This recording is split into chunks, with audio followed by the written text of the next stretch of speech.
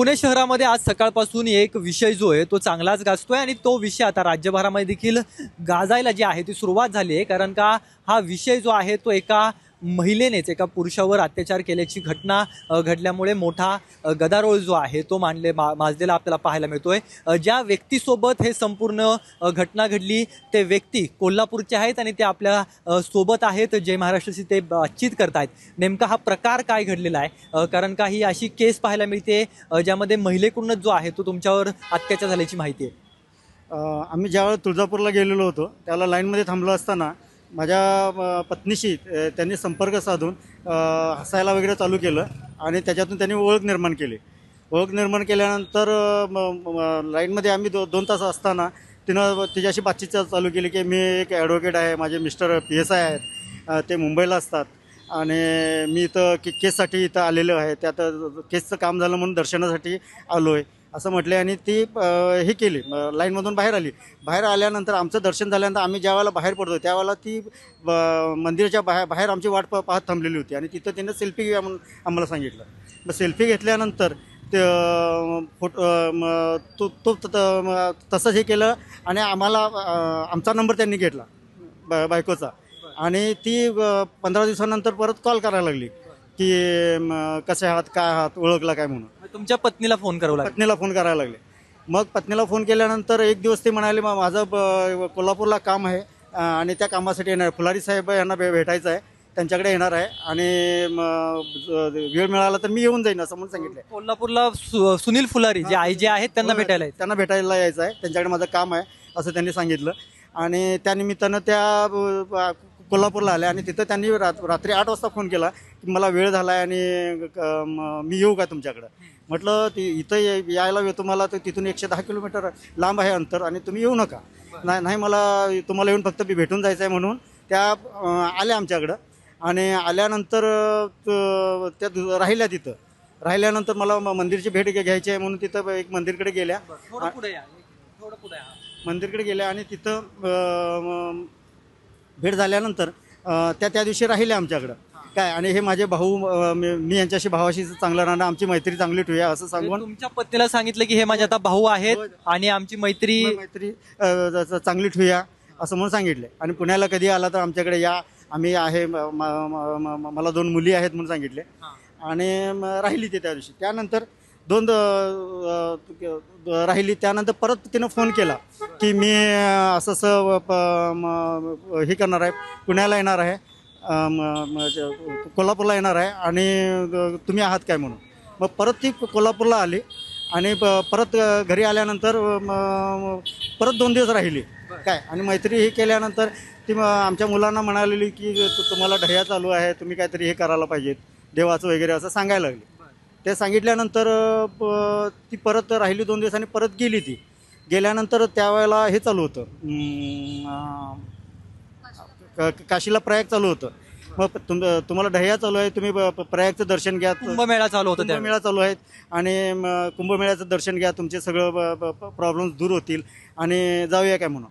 मग असं म्हटल्यानंतर आम्ही काही बोललो नाही, गप्प राहिलो। परत माझ्या त्यांनी मिसेसला फोन केला आणि सांगितलं की असं माझी मैत्रीण आहे आणि त्यांचे मिस्टर आहेत, त्यांची फॅमिली आणि आम्ही सर्वजण हे करणार आहे, ती मैत्रीण आम्हाला हा योग घडून देणार आहे असं सांगितलं आणि कुंभमेळ्याला घेऊन जाऊ काय म्हणून हे केले। कोणाला म्हणाला? तुमच्या पत्नीला सांगितलं। पत्नीला चला म्हणले नाहीत त्या? नाही, पत्नीला चला नाही आणि आपली मैत्रिणीने हे सर्व घडवायला म्हणून सांगितले तिने।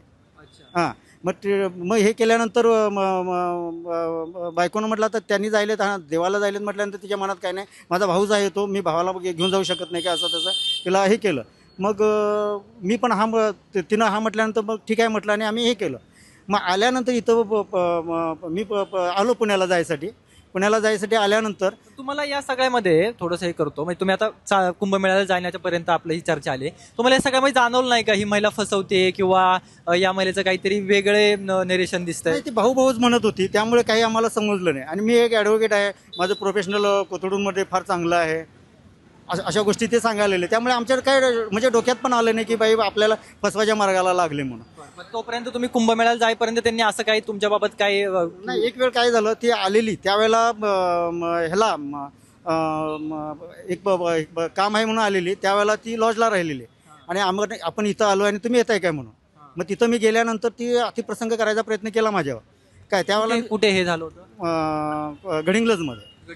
हां, मग तिथं झाल्यानंतर मी सावध झालो. सावध झाल्यानंतर तिला म्हटलं हे असलं काय हे असेल तर आपलं काय हे नाही आहे, माझी चूक झाली, मी असं कधी करणार नाही, मी तुमच्याशी चांगल्या नात्यानं राहणार, असं तसं मला ती बोलली. तुम्ही बोलला नाहीत अजिबात त्याला? मी नाही हे केलं. मग केल्यानंतर परत इथं आलो मी. आल्यानंतर त्या दिवशी ती स्टँडला आल्यानंतर मला मोबाईल गिफ्ट म्हणून हे करायला लागली. हां, मोबाईल हातात दिला स्टँडवरच. स्वारगेटवरून उतरलो मी, तिथं स्टँडवर पहिल्यांदा हातात मोबाईल दिला. अरे म्हटलं नंतर हे केलं नाही, तुम्ही आलात आणि हे करा तुम्हाला एक गिफ्ट म्हणून.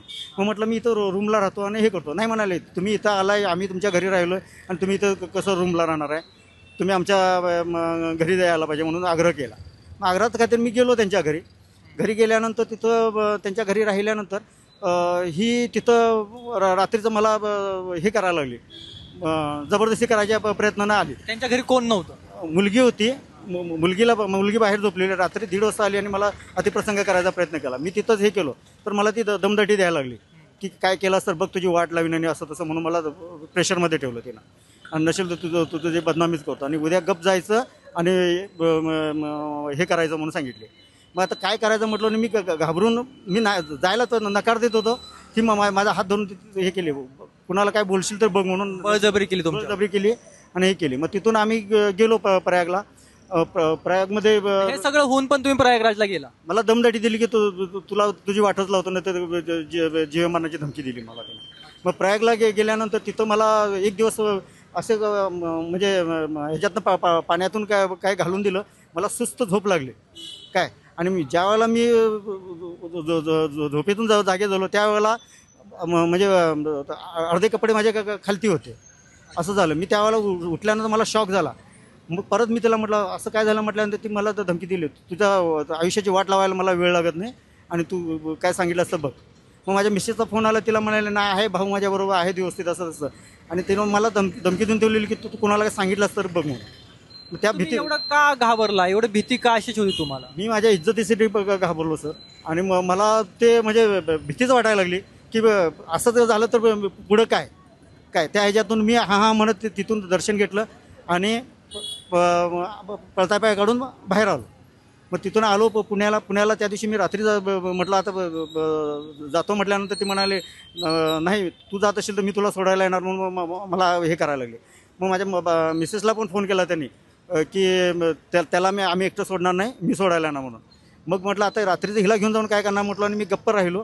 आणि बरं आज राहतो म्हणून त्या दिवशी राहिलो आणि दुसऱ्या दिवशी मी माझ्या गावीच गेल्यानंतर मला ती परत फोन करायला लागली की कुणाला सांगितलं असतं बघ तुझं काय करतो असं दमदाट्या द्यायला लागले.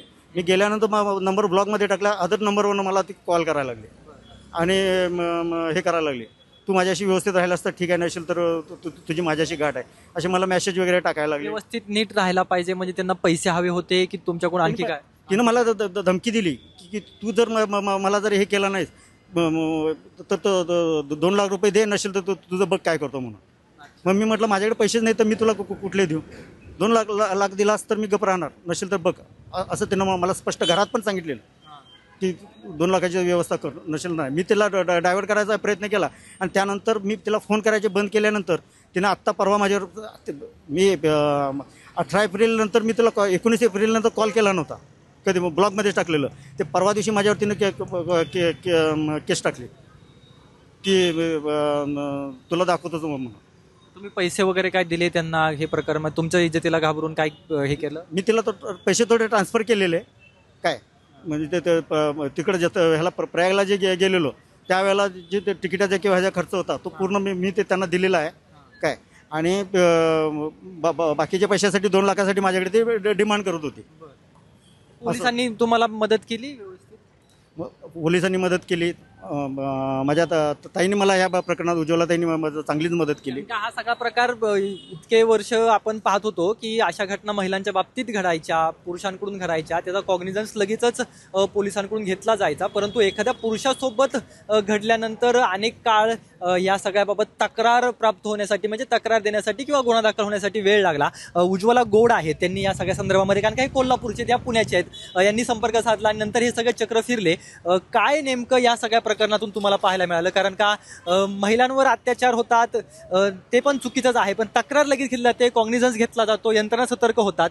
पुरुषांबाबतीत अशी तक्रार पहिल्यांदा पाहायला मिळाली. काय नेमका सगळा त्रास झाला? सदर गौरी वांजळे हिच्या बाबतीत माझ्याकडे गेले 6 महिने अनेक जण पाठपुरावा करत होते की ताई आमच्यावर अन्याय झालेला आहे आणि आमची दखल, म्हणजे जितके लोक माझ्याकडे गौरी वांजळेच्या विरोधात आले त्या कुणाचीही दखल कोथरूड पोलीस स्टेशनमध्ये घेतली गेली नाही. कारण गौरी वांजळे ही छातीटोकपणे सांगते की कोथरूड पोलीस स्टेशन माझ्या खिशात आहे आणि मी स्वतः हायकोर्टाची वकील आहे. मग माहिती अधिकाराच्या माध्यमातून हायकोर्टातून ती कुठल्याही प्रकारची वकील नसून ती फक्त आणि फक्त समाजामध्ये काही गरीब लोकांची दिशाभूल करते, दादागिरी करते आणि तिला पाठराखण करणारे कोथरूड पोलीस स्टेशन मधले काही लोक आहेत. महिला पोलीस तिला पाठराखण करतात. अहो, त्या कोथरूड पोलीस स्टेशनच्या महिला पोलीस तिच्या बरोबर बिर्याणीच्या पार्ट्या करतात पोलीस स्टेशन मध्ये. म्हणजे ही किती राग येणारी गोष्ट आहे. आज अनेक लोक, म्हणजे हनी ट्रॅप मध्ये ती लोकांना अडकवते.